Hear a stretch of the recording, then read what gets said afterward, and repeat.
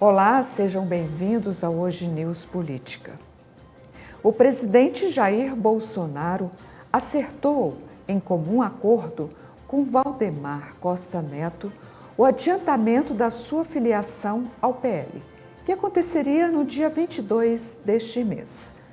Depois das declarações do presidente em Dubai, que apontavam dificuldades na negociação de sua filiação ao partido, a sigla divulgou uma nota adiando sua filiação.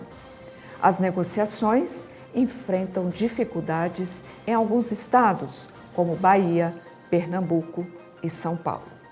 O presidente não aceita que o Partido Liberal participe de coligações de candidatos de partidos de esquerda. O advogado renomado no meio político brasileiro e que está junto conosco todas as terças-feiras, Dr. Paulo Goiás, irá falar conosco sobre esse adiamento da filiação do presidente da República no Partido Liberal e os entraves na negociação. Seja muito bem-vindo ao Hoje News, Dr. Paulo. Muito obrigado, Edna. Muito obrigado aos nossos internautas. É sempre um prazer estar com a arte da guerra na política aqui no Hoje News. Isso aí, Arte da Guerra hoje, com o Dr. Paulo.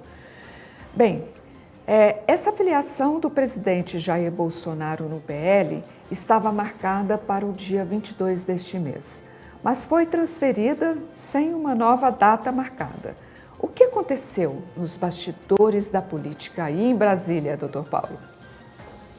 Bom, na minha concepção, 2 entraves aconteceram para a mudança dessa data.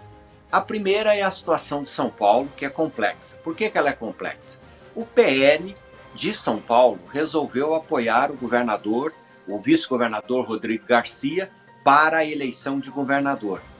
E isso o Bolsonaro não aceitou, por quê? Porque ele quer lançar o Tarcísio Freitas, o ministro da Infraestrutura, como candidato a governador e ter um palanque forte em São Paulo. Me parece que esse assunto já está resolvido. O outro entrave foi com relação à bancada do Nordeste, que insiste em fazer aliança com candidatos de esquerda, visando o eleitorado do Lula, que em alguns estados do Nordeste ainda é significativo.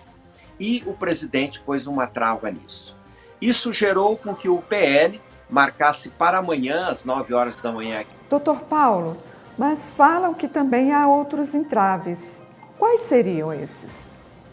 Bom, no meu entendimento, tem 2 grandes entraves. O primeiro deles é São Paulo. Por que São Paulo é um entrave? Primeiro, porque o PL de São Paulo tem interesse em apoiar o vice-governador Rodrigo Garcia para a eleição de governo do estado. Isso implicaria num apoio a Dória ou ao Eduardo Leite, caso um dos dois vençam a prévia do PSDB. O outro ponto seria a situação que se encontra no Nordeste. Alguns atuais deputados federais pelo PL desejam concorrer junto com candidatos a governador da esquerda, para tentar viabilizar a eleição do maior número possível de parlamentares. Mas o presidente quer palanque em todos os estados.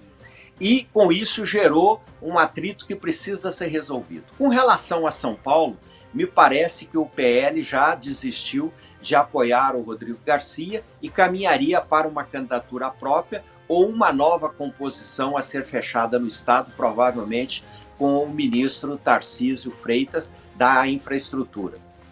Por outro lado, com relação ao Nordeste, foi convocada uma reunião para amanhã às 9 horas aqui em Brasília, para que se chegue a um consenso do que quer o presidente e do que quer o PL. O PL, na verdade, quer o quê? Aumentar o número de deputados federais, aumentar o número de senadores e, com isso, aumentar os recursos do fundo partidário e do fundo eleitoral para as próximas eleições.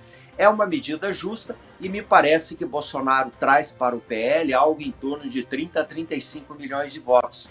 E isso poderá gerar praticamente dobrar o número de deputados federais da legenda em todo o país. É claro que alguns deputados federais atuais da legenda poderão perder espaço para os bolsonaristas, mas esses são os 2 principais entraves. Ademais, parece-me que a reunião foi transferida também, aguardando as prévias do PSDB, que está marcada para dia 21 de novembro, pelo menos no primeiro turno, aonde o governador Dória tem falado que tem 75% do colégio eleitoral e o governador Eduardo Leite fala que tem em torno de 75%.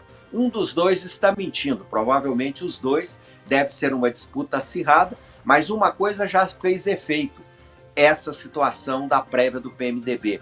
O Dória baixou o tom em relação ao presidente Jair Bolsonaro desde o dia 10, num jantar que ele teve com os empresários em São Paulo.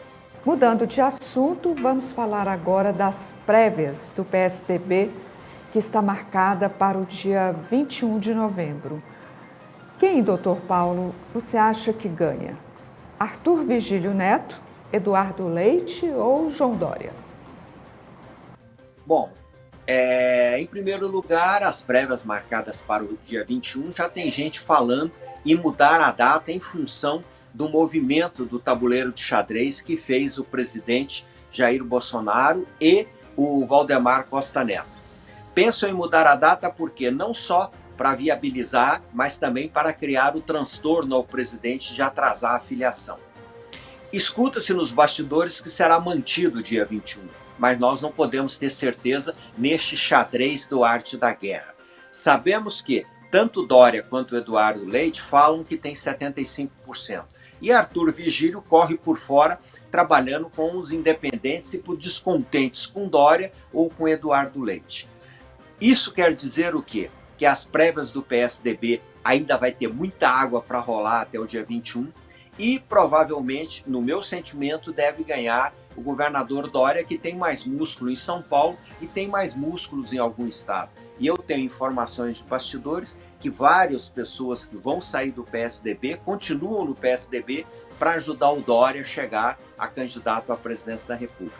Outro ponto importante, como eu disse, é que o Dória começou a mudar a linguagem em relação ao presidente Bolsonaro. Seria uma estratégia nova, já que o Alckmin, que é o principal adversário do Dória em São Paulo, está flertando com o Lula? Pode ser que Dória volte a flertar com o presidente Bolsonaro? Isso nós não sabemos ainda, mas é para o tabuleiro da arte da guerra para as próximas eleições.